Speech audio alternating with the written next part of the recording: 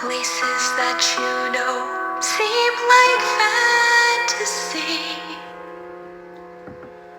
There's a light inside your soul that's still shining in the cold, with the truth, the promise in our hearts.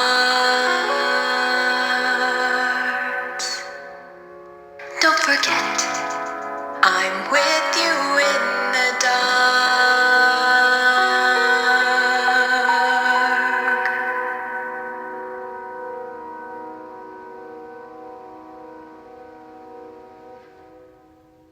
There is a scrapyard near Edward Station. It is full of rusty old cars and machinery. They are brought there to be broken up. The pieces are loaded into trucks, and Edward pulls them to the steelworks, where they are melted down and used again. One day, Edward saw a traction engine in the yard. "Hello," he said. "You're not broken and rusty.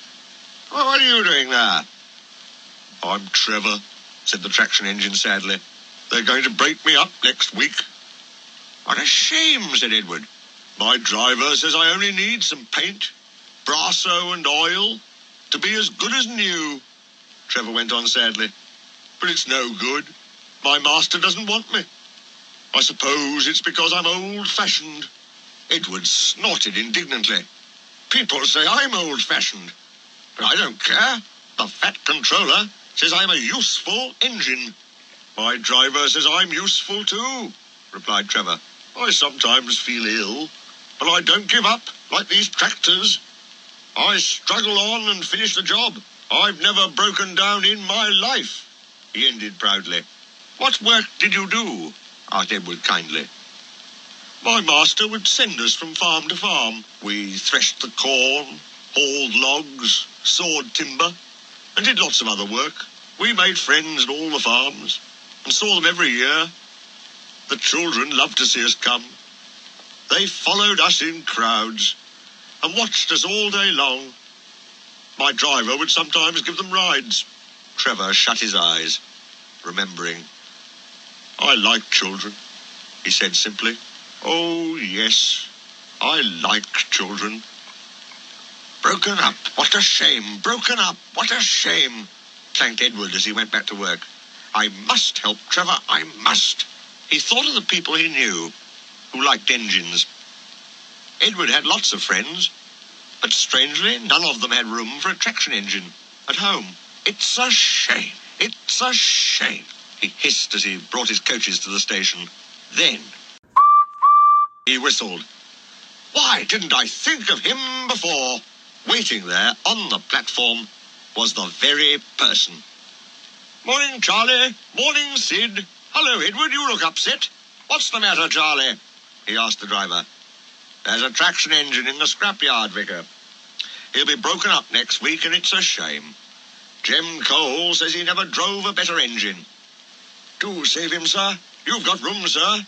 "Yes, Edward, I've got room," laughed the vicar. "But I don't need a traction engine. He'll saw wood and give children rides. Do buy him, sir, please." "We'll see," said the vicar, and climbed into the train. Jem Cole came on Saturday afternoon. "The Reverend's coming to see you, Trevor. Maybe he'll buy you." "Do you think he will?" asked Trevor hopefully. "He will when I've lit your fire and cleaned you up," said Jem. When the vicar and his two boys arrived in the evening, Trevor was blowing off steam. He hadn't felt so happy for months. "Watch this, Reverence," called Jem, and Trevor chuffered happily about the yard. "Oh, Daddy, do buy him," pleaded the boys, jumping up and down in their excitement. "Now I'll try," and the vicar climbed up beside Jem. "Show your paces, Trevor," he said, and drove him about the yard. Then he went into the office and came out smiling. "I've got him cheap, Jem, cheap." "Do you hear that, Trevor?" cried Jem. "The Reverend saved you, and you'll live at the vicarage now." "Boop, boop," whistled Trevor happily.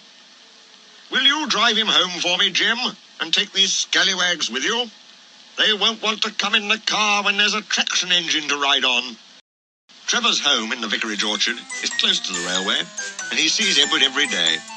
His paint is spotless, and his brass shines like gold. He saws firewood in winter, and Jim sometimes borrows him when a tractor fails. Trevor likes doing his old jobs, but his happiest day is the church fete.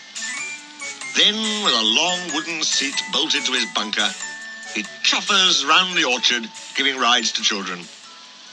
Long afterwards, you will see him shut his eyes, remembering, "I like children," he whispers happily.